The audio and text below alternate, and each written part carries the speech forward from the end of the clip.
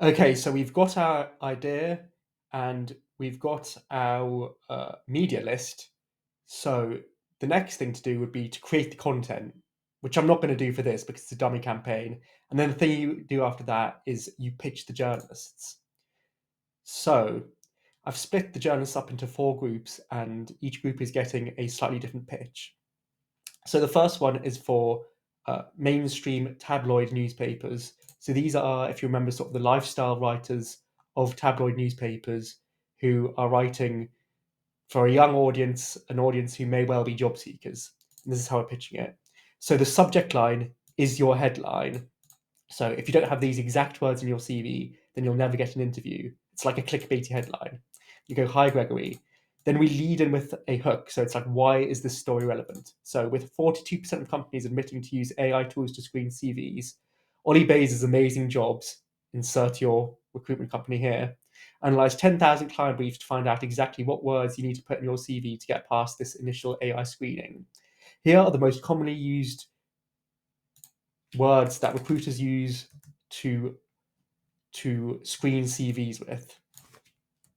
And then we just give them the list of 20 keywords as 20. Then to make the story complete, we need some sort of expert commentary. So recruitment, sorry, that would go here. So recruitment expert Ollie Bay said, recruiters use AI tools to filter job applications based on specific words. This means that if your CV does not contain specific words, then it won't even be looked at by a real person. While job seekers often think that their CV needs to be different from everyone else's, this widespread use of AI tools by recruiters means that your CV has to contain certain buzzwords typically associated with the job that you're applying for. I'm going to put that in italics. So a combination of cliches and unique experiences tends to give you the best chance of landing an interview. So we've got the hook, we've got the actual meat of the story, which would be here, and then we've got the commentary. So that's the formula that we want to do for this one. And we've got the clickbaity subject line. If a journalist sees this subject line and clicks on the email, that sort of proves to them that the headline works because the headline's job is to get a click. That's the main thing the journalist cares about. So the very fact that they've opened the email, that's almost what the journalist uses as a test to be like, hey, this is a good headline. I'm going to use this story. So yeah, getting that right is very important. So the second one is for industry-specific journalists. So the model journalist here is Helena Young, who she writes for startups, but she also writes for a publication that targets the media industry, job seekers in the media industry. So this is tailored towards the media industry. Subject line: these are the keywords that media recruiters screen CVs for. Hi, Helena. With 42% of companies admitting to use AI tools to screen CVs, Ollie Bays' amazing jobs analyze 10,000 briefs from clients in media industries to find out exactly what words you need to put in your media CV to get past this initial AI screening. Below are the most commonly used CV filtering words for journalism, public relations, social media marketing, and then we've got 10 words for each. So again, this is sort of the meat of the story. Commenting on these findings, Ollie Bays found out Ollie's amazing job said, media recruiters use AI tools to filter job applications based on specific words. This means that if your CV does not contain specific words, then it won't even be looked at by a real person. While job seekers often think that they need their CV to be different from everyone else's, this widespread use of AI tools by media recruiters means that your CV has to contain certain buzzwords typically associated with the job you're applying for. So a combination of cliches and unique experiences tends to give you the best chance of landing an interview. Hope this is useful. If you need further comments, then please let me know. So it's basically the same as the first one, but we've just tailored the actual meat, the actual data of the story, so the meat of the story to the specific industry that we are targeting.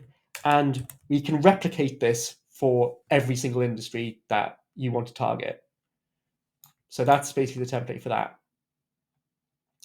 Now, the third one is the sort of this guy is it's people who are contributing writers. So he's a career expert who writes about career stuff for Forbes, and he will have a following of he's seen as a career guru type guy. So if you can get a mention from him, you're going to get a lot of clout. You're going to get a lot of his authority and his followers.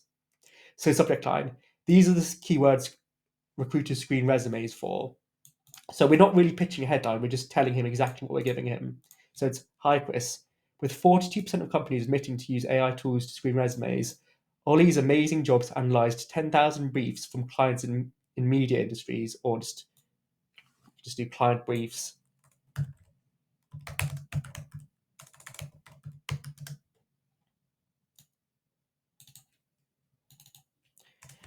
To find out exactly what words you need to put in your resume to get past this initial AI screening. You can find our full report broken down by industry here. So with these ones, you don't want to give a comment because the guy we're pitching wants to give their commentary on top of this. But what we do need to do is show them that what we're pitching them is legit. So you, instead of the comment, you put your methodology in. So you're like, you can find our methodology below, and then you say exactly how you came to these findings. And obviously it needs to be like good. It can't just be we pull this out the top of our heads. It needs to be we gathered all the clients in our database. We asked them if they use AI tools. We then asked them what keywords they screen for, and then we aggregated this. Something like that. But it needs to be like a convincing methodology, because these guys like this, they're not going to publish something that they don't trust. They're not going to talk about something that they don't trust. So this needs to be trustworthy. If you have any questions about the study, then feel free to let me know. Thanks, Ollie. So again, we're not really pitching a story. We're just pitching this as a resource to use in future stories. That's the angle with this one. And the final one is if we're pitching this as a guest post. So in this example, we're pitching to Kelsey Purcell, who writes the job at JobScan. And if we look at JobScan's blog, they write articles that offers tips on how to, tips for job seekers on how to write a good resume, right? So pitching them like this: subject line, AI and resumes. So the subject line here, all it needs to do is just get them to open the email. So AI and resumes, it's, it doesn't look spammy. It's sort of, it sparks a little bit of intrigue because it's like, okay, this is clearly relevant to what I do, but I don't know exactly what it is. So anyway, hi Kelsey. With 42% of companies admitting to use AIs to screen resume, Ollie's amazing job to analyze 10,000 briefs from clients to find out exactly what words you need to put in your resume to get past this initial AI screening. May I write an article for JobScan's blog that goes through our findings and recommends the words you need to put in your resume to pass AI screening for 10 common industries? So we're telling them exactly what we're going to write for them. So we want to floss out any ambiguity here and be like, this is what we're offering you. This is exactly what you're going to get. The article will be exclusive to JobScan and will not cost you anything. So this overcomes the two objections that they often get. And one of them is this article exclusive to us, or are you just going to write the same article for hundreds of websites? So we're telling them, no, it's exclusive to you.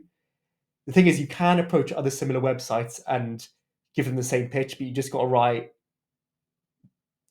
a different article, but that covers the same things. And then the other objection is, are you pitching to get paid for this? So we're like, no, it will not cost you anything. Here are some recent examples of my writing. The final objection they may have is the article going to be terrible quality? So giving them examples shows them that you can write a good article. If you're interested in this, please let me know and I can send over a draft in the next few days. So you're like, just let me know, and you won't have to wait ages for this, and I can help you out with your publishing schedule as soon as possible. Thanks, Ollie. So yeah, here are the 4 different types of pitches that I would use to get this study out there.